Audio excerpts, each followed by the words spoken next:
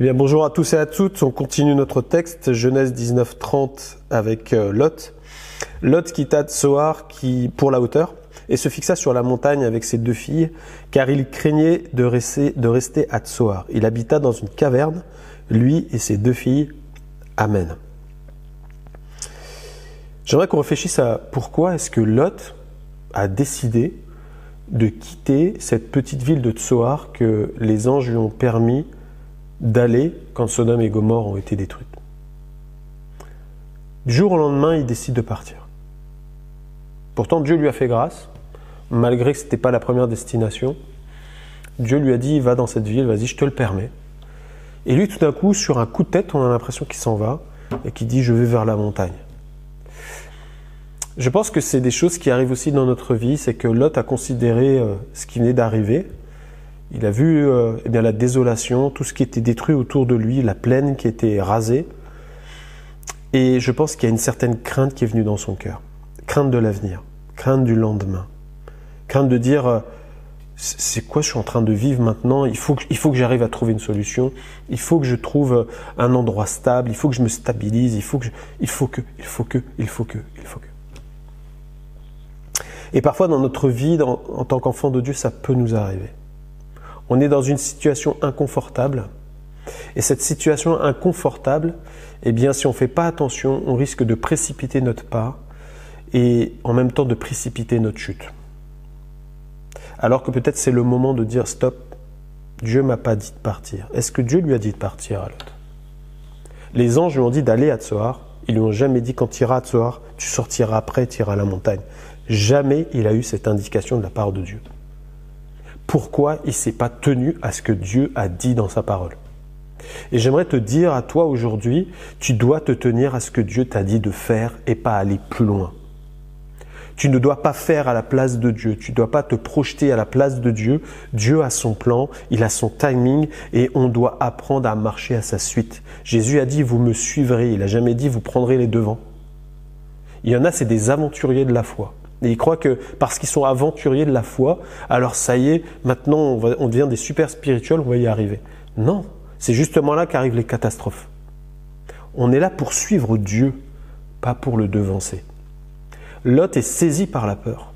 Il est saisi par la crainte du lendemain et de ce qu'il voit, de ce qu'il appréhende. Ça fait penser à quelqu'un qui pourrait être dans son travail, par exemple, et puis qu'on lui annonce le licenciement qui va arriver à cause de ton âge, à cause de peut-être une restriction de personnel, etc. Toutes les raisons qu'il peut y avoir dans une société. Et puis si tu fais pas attention, tu vas peut-être chercher une solution par toi-même. Moi j'ai une famille à nourrir, j'ai ceci à faire, j'ai des projets en cours, j'ai aussi les traites de la maison à payer, le véhicule il n'est pas fini, etc. Et puis tout d'un coup ça devient un univers complètement ténébreux qui se lève sur ta vie. Tu fais pas attention, la peur te saisit et là tu vas essayer de trouver une solution par toi-même, un reclassement que Dieu veut pas pour toi. Et peut-être que là, à ce moment-là, simplement tu aurais pris le temps de dire « Seigneur, je plie le genou devant toi. Qu'est-ce que tu veux que je fasse dans cette situation ?» Dieu t'aurait indiqué sûrement une marche à suivre pour que tu puisses vivre un temps de bénédiction dans ta vie.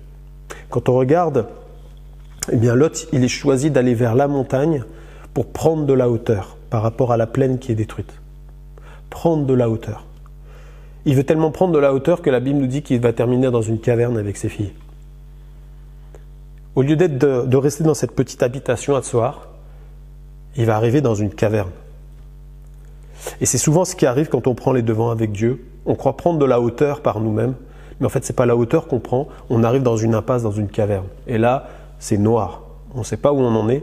Et c'est pire que notre situation d'avant. Si on prend la suite du texte, ça va devenir une catastrophe. Parce qu'il a fait ça, alors même ses filles vont coucher avec, ça va devenir des ennemis d'Israël pour toujours. Les 2 peuples qui vont sortir de cet inceste. Lot ne pouvait pas imaginer ce qui allait arriver. Pourquoi ? Parce qu'il est sorti du plan de Dieu. Et j'aimerais te dire aujourd'hui, si Dieu t'a pas dit de quitter, si Dieu t'a pas dit de faire, si Dieu t'a pas dit de partir, même si la situation est grave, prends le temps de dire non. Je reste là. Ça, c'est le fruit de l'esprit, la maîtrise de soi. De dire non, je ne vais pas écouter mes émotions, mes sentiments du moment, mais je veux juste écouter ta parole, Seigneur. Quel est ton plan pour moi ? Dieu te l'indiquera. Parce que quand on le cherche, on le trouve, dit les Écritures. Dieu n'est pas un menteur. Il ne nous laisse jamais tomber. Et bien souvent, c'est nous qui faisons nos plans, et après on demande à Dieu, mais qu'est-ce qu'il faut faire? Tu as déjà enclenché le plan, quoi. Heureusement que Dieu nous fait grâce.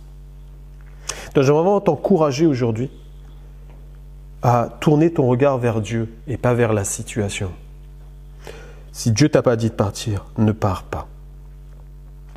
Jacques 4,3 nous dit « Vous demandez et vous ne recevez pas parce que vous demandez mal dans le but de satisfaire vos passions. » Et bien souvent, c'est là le problème. Quand on me dit « Ah, mais j'entends pas la voix de Dieu », c'est parce que bien souvent, on a des passions qui sont dans notre cœur. On aimerait telle réponse de Dieu. Et que ce n'est pas celle qu'il veut nous donner. Alors, parfois, Dieu garde le silence à dire « À quoi bon lui dire le plan s'il ne veut pas l'entendre ?» On fait ça avec nos propres enfants. Parfois, on garde le silence parce que notre silence parle encore plus que nos paroles. Si Dieu est dans le silence en ce moment, alors arrête-toi. Moi, c'est le conseil que je te donne. Et puis, attends d'écouter ce que Dieu a à te dire, comme ce qu'il veut te dire à sa manière. C'est ça qui est important. Et accepte-le. On va prier pour que tu sois encouragé et que si tu as le désir de partir parce qu'il y a la pression en ce moment, que tu puisses attendre simplement le feu vert ou la direction de Dieu. Seigneur, merci de bénir tes enfants. Merci de bénir mes frères et sœurs, que ceux qui sont dans des situations qui les pressent en ce moment, à bouger, à presser le pas, à se réorienter, Seigneur, je te prie pour que, Seigneur, ils aient cette réaction spirituelle, de venir juste attendre ta réponse. Seigneur, tu ne tardes pas dans ta réponse. Seigneur, je te prie de fortifier leur foi, de les renouveler, de les encourager, même s'ils sont sous pression, Seigneur, qu'ils soient dans ta paix. Merci, Seigneur, de répondre à leurs besoins aujourd'hui. Dans le nom de Jésus. Amen. Que Dieu te bénisse. On se retrouve demain.